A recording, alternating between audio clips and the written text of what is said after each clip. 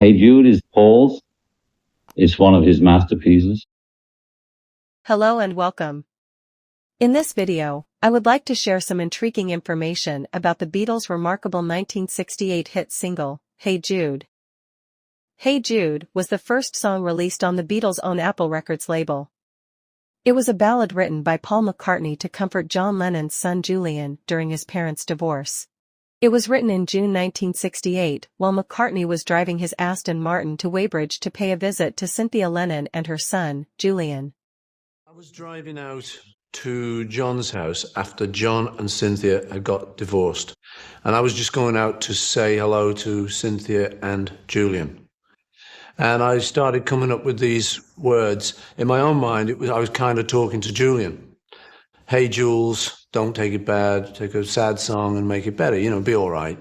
So I kind of got the first sort of idea on the way out there with this Hey, Jules, as I thought it was going to be called.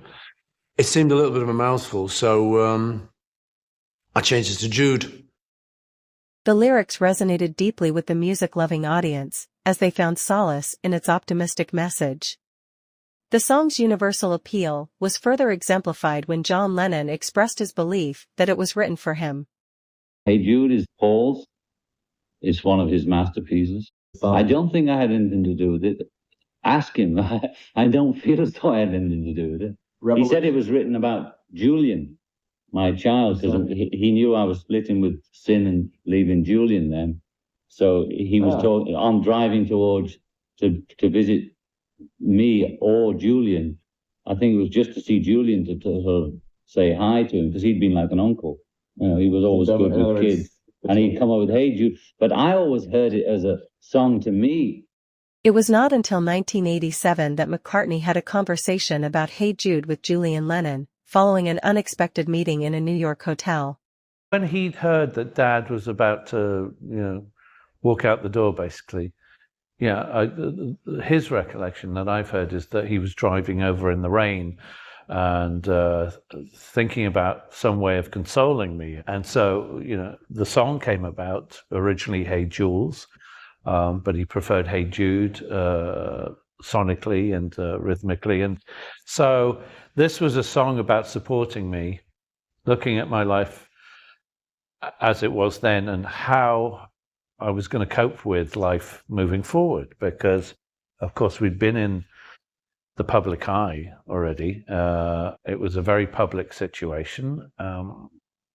And, he said some very comforting words within the song, about taking a sad song and making it better.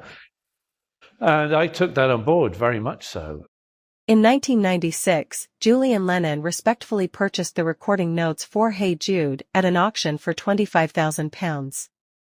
In 2002, Christie's in London announced the sale of the original handwritten lyrics, estimating their value at £80,000. However, Paul McCartney sought a court order to prevent the auction, stating that the paper had gone missing from his London residence. There are different stories behind the well-known F-bomb uttered around the 2-minute 58-second mark in the final verse of the song. One story is that John Lennon sang "let her into" instead of "let her under your skin." His exclamation of "oh," followed by "fucking hell." The other story is that Paul McCartney hit the wrong key on the piano and said "fucking hell," and that John Lennon suggested that they keep it in the song, and so they dropped it into a low register. Whichever story is the correct one, you can still hear it in the song today. This song achieved the #1 position in at least 12 countries and had sold more than 5 million copies by the end of 1968. It went on to sell over 10 million copies in the United States, becoming the 4th best-selling Beatles single in that country. The fade-out lasts for 4 minutes and the chorus is repeated 19 times. This was the Beatles' longest single, with a duration of 7 minutes and 11 seconds, and at that time, it held the record for being the longest song ever released as a single. It was the first lengthy song to gain significant airplay, as radio stations generally favored shorter songs to accommodate more tracks. However, the success of this song demonstrated that listeners were willing to stay tuned for longer songs if they enjoyed them, paving the way for other extended compositions such as American Pie and Layla. Since Hey Jude's release, it has become one of the most recognizable songs in rock and roll history, also one of the Beatles' most commercially successful songs. As well as often being included on lists of the greatest songs of all time by music critics, it has a universal message of overcoming difficulties and not letting sad moments get you down. It's become a regular in Paul McCartney's live sets as a solo star.